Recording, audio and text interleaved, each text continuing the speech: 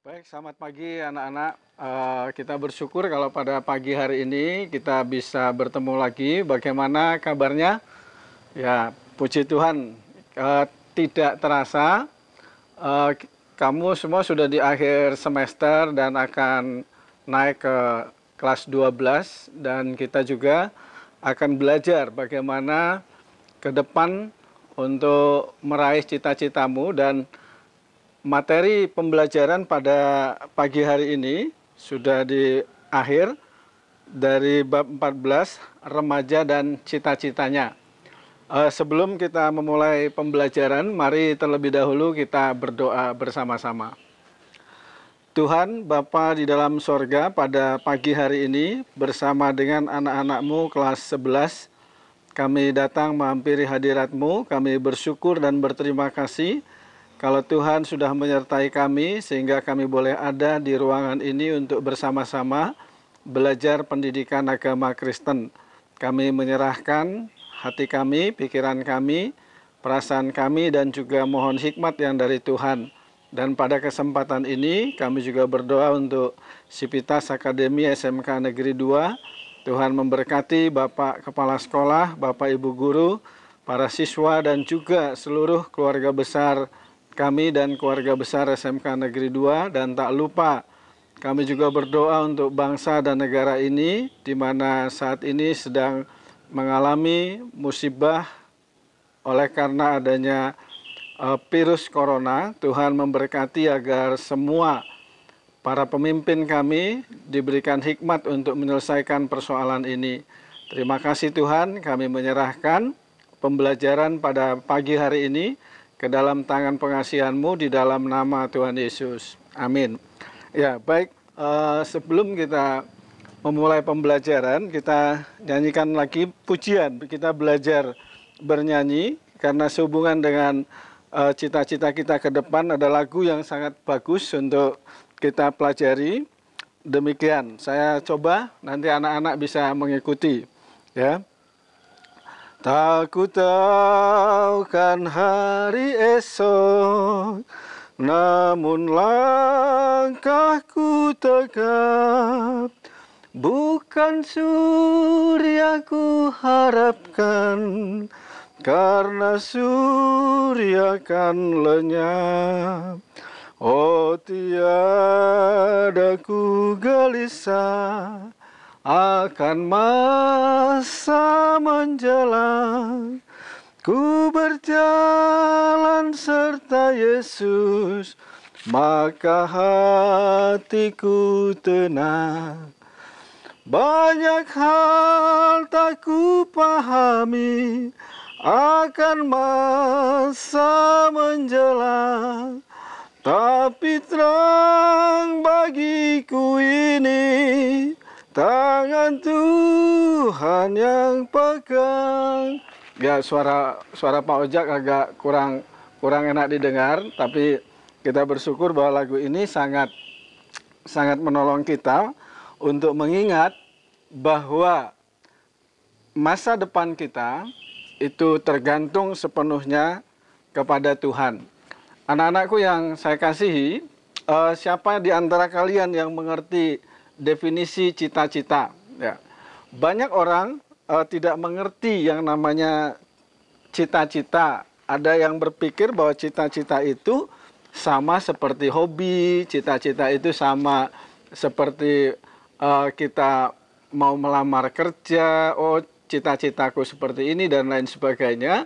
Tapi sesungguhnya definisinya belum dipahami. Nah, pada pagi hari ini, ya, melalui materi ini kita belajar seperti apa yang disampaikan oleh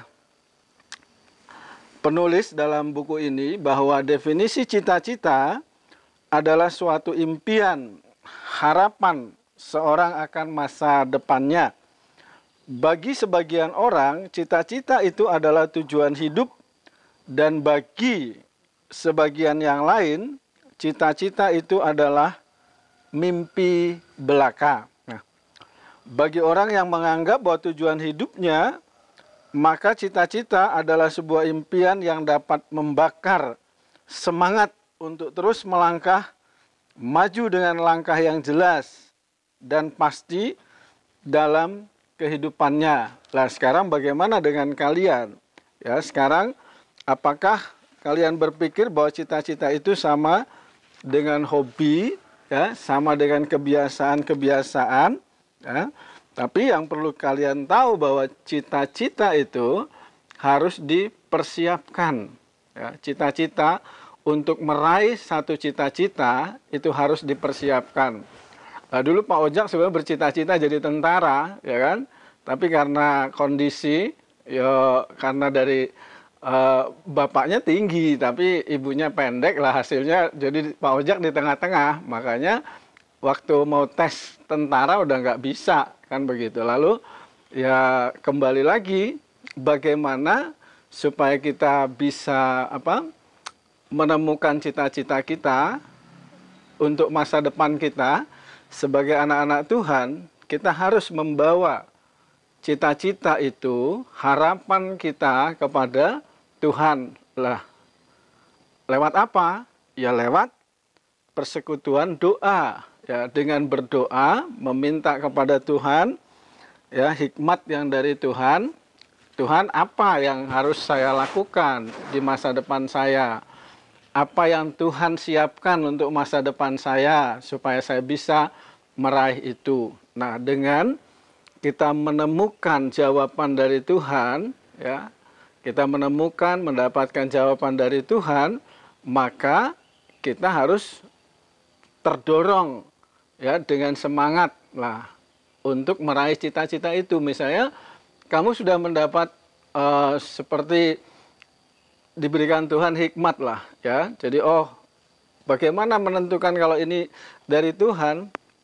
Kalau apa yang kamu doakan itu yang ditaruh Tuhan di hatimu, menurutmu itu baik untuk dilakukan dan tidak bertentangan baik secara nilai-nilai firman Tuhan dan juga hukum yang berlaku, ya kamu harus yakin, oh ini yang Tuhan taruh cita-cita dalam diri saya. Oh, misalnya sebagai polisi, wah, Tuhan menaruh di hati saya senang dengan hal-hal yang benar, senang dengan aturan-aturan yang baik. Lah, ini kamu doakan. Nah, kamu doakan supaya antara cita-citamu klop dengan apa yang Tuhan mau. Itulah sebabnya kita harus mendoakannya. Dan yang selanjutnya, cita-cita kita harus, ya, kalau kita sudah menemukan cita-cita ini, kita harus melakukannya dengan motivasi yang baik, ya, motivasi yang benar. Supaya apa? Supaya dalam diri kita itu juga terdorong, ya, untuk meraih cita-cita ini. Sebuah cita-cita atau masa depan yang cerah hanya bisa diraih jika kita memiliki motivasi yang kuat di dalam diri kita. Tanpa adanya motivasi, kita akan mengalami kesulitan dalam menggapai apa yang kita cita-citakan. Lah, dalam kehidupan ini motivasi menjadi hal yang sangat memiliki peran penting. Kenapa? Nah, perlu kamu ketahui bahwa motivasi adalah hal yang membuat, menyalurkan, mendorong, dan mendukung perilaku manusia sehingga mau belajar. Sekali lagi Pak Ojak tekankan bahwa motivasi adalah hal yang membuat, menyalurkan, mendorong, mendukung perilaku manusia sehingga mau belajar, giat bekerja, dan antusias mencapai hasil yang sesuai dengan apa yang kita inginkan, termasuk di dalamnya cita-citamu. Ya, jadi ini hal yang penting untuk kamu ketahui, ya. Oleh karena itu, pahami betul, ya, pahami betul apa yang dimaksud dengan cita-cita. Sekali lagi Pak Ojak akan ulang dan sebagai rangkumannya supaya kamu memahami, ya, Bahwa cita-cita adalah suatu impian dan harapan seseorang akan masa depannya. Manusia tanpa cita-cita dan harapan bagaikan seorang yang sedang tersesat, yang berjalan tanpa tujuan yang jelas, sehingga ia bahkan dapat lebih jauh tersesat. Oke. Sebagai remaja Kristen, Alkitab adalah landasan iman percaya, melibatkan dan mengandalkan Tuhan Yesus dalam setiap cita-cita dan harapan remaja Kristen. Adalah suatu keharusan jika ingin cita-cita dan harapannya terwujud. Nah, sebagai penutup firman Tuhan pada siang hari ini dalam Amsal 23 ayat 18 dikatakan, karena masa depan sungguh ada dan harapanmu tidak akan hilang. Ya, bersama dengan Tuhan, masa depanmu sungguh ada dan harapanmu tidak akan hilang. Ya, ada pertanyaan mungkin kalau ingin disampaikan atau sharing, mungkin selama ini kamu belum tahu tentang cita-citamu, ya, nggak bisa mengambil waktu bersama dengan teman saling mendoakan, ya, di samping kirimu, di samping kananmu, kamu bisa bersama-sama berdoa, ya. Mulai sekarang kamu berdoa, ya. Kalau dulu kamu banyak rencana-rencana ini dan itu, ya. Tapi sekarang kamu sudah belajar bahwa untuk meraih sebuah cita-cita, untuk meraih tujuan hidupmu, langkah yang paling utama adalah bawa itu kepada Tuhan dan doakan. Oke? Kalau sekiranya nggak ada pertanyaan, baik materi atau pembelajaran kita akhiri sampai di sini. Ya, kita tutup di dalam doa. Tuhan Allah Bapa di dalam sorga, pada pagi hari ini kami boleh bersyukur dan berterima kasih kalau hamba-Mu boleh mengajar dan juga anak-anak-Mu boleh menerima pelajaran yang berhubungan dengan remaja dan cita-citanya.